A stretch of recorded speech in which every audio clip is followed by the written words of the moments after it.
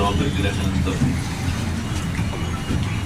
4 महत्त्वाची खाती मंडळी गृह आहे ते शहरी आहेत, हे सगळे कमिशनरेट हे राज्य मंत्र्यांच्या 4 ही महत्त्वाची खाती, त्याच्यापैकी प्रामुख्याने महसूल आणि ग्रामविकास 2 ग्रामीण जनतेशी निगडीत असणारी 2 खाती आहेत.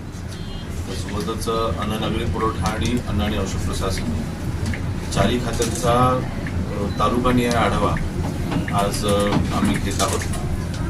अर्थातच ह्या आढावा बैठकीमध्ये सगळे प्रश्न सोडवण्याचा आमचा प्रयत्न असणार आहे.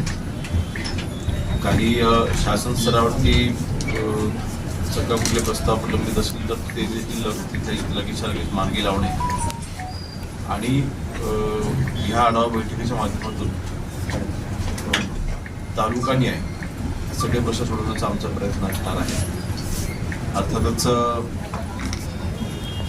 माननीय एकनाथ शिंदे साहेबांनी ही जबाबदारी दिल्याच्यानंतर प्रशासनाची आणि शासनाची संपूर्ण ताकद ही शिवसेनेच्या पाठीशी उभी करणं, संघटना मजबूत करणं, माननीय केसरकर साहेबांचा अनुभव, त्या अनुभवातून संघटना आजपर्यंत आणि शिवसेना आजपर्यंत मजबूतीने वाढते उभी राहिलेली आहे.